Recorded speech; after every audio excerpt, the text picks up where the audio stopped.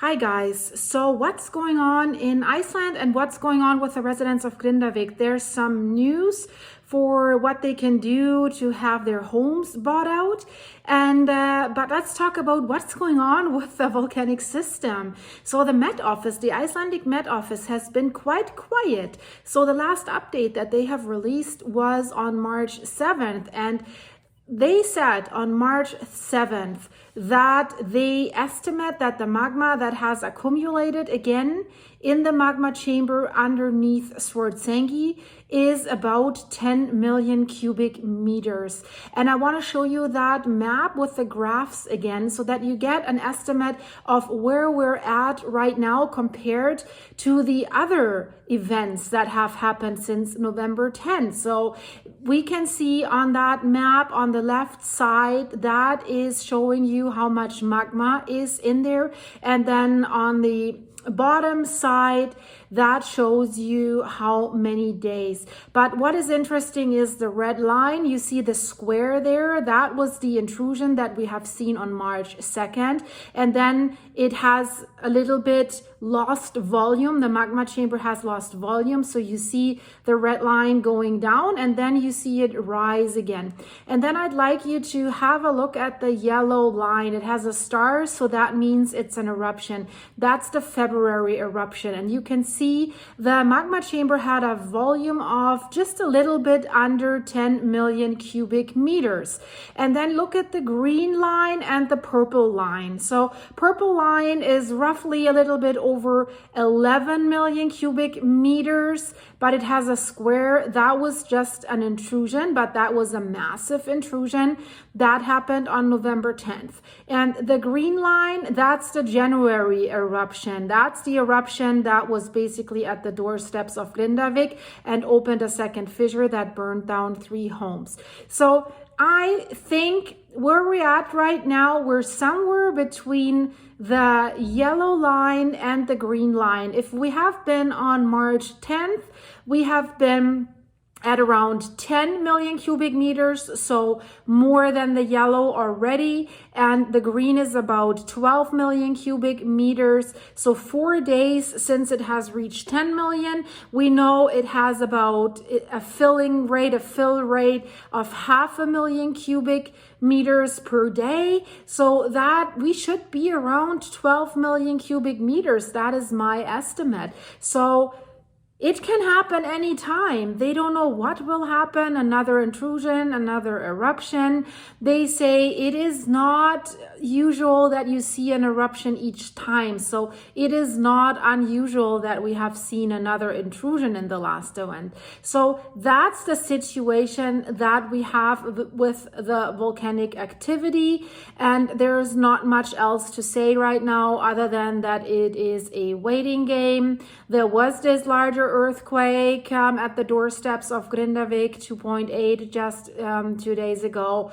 But since then, it's been quiet. Nothing's really happening. So we will have to see. There is a study out, and that is concerning the residents of Grindavik, guys. And I think well, I was a little bit surprised about that. I thought it would be more people that are not so happy with the current situation.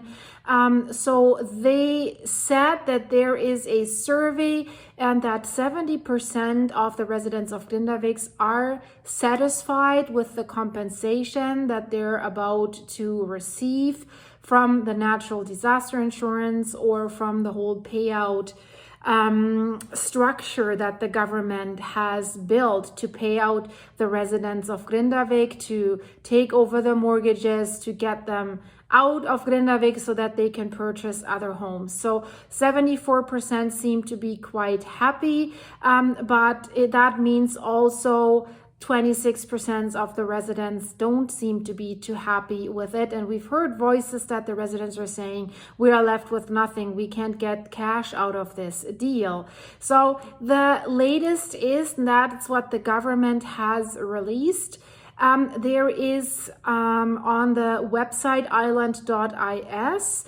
So there is an application that's now open for residents of Grindavik where they can apply to have their property bought out so that they can sell that property to that company that has been formed, and they can apply on that website.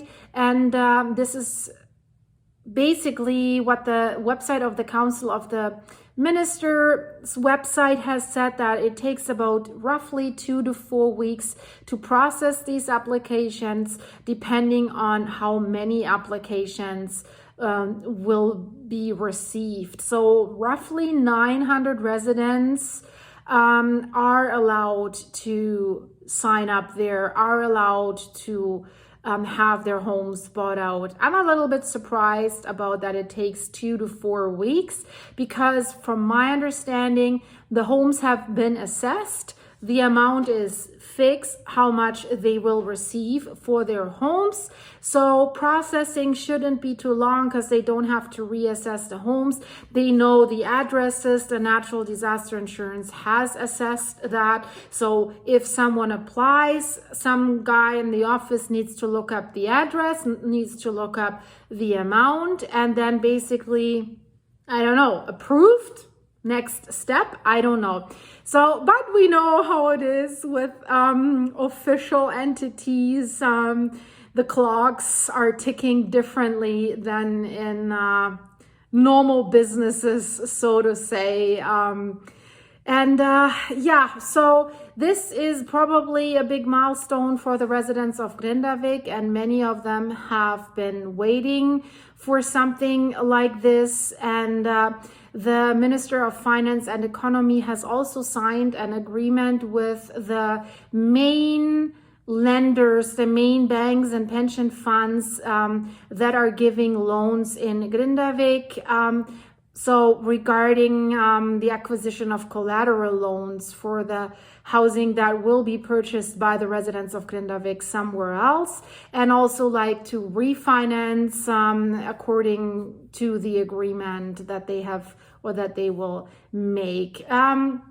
So I think it's good that something's moving forward. They just released a few days that they said, you know, let's not wait any longer for what's going to happen for the next eruption, because after the next eruption, we're going to probably see the next one and the next one and the next one. So this could probably go on for like years, maybe decades, maybe even longer. So where do you determine the cutoff date, right? And it looks like that they determined that now. So I guess it will be difficult. Let's see, you know, we will see another event, another eruption with a major earthquake swarm that might cause more damage to Grindavik and the homes in Grindavik. Will that change anything? I hope not. And since it's a buyout, it's not about how much money the residents get to repair the home. It's a home buyout.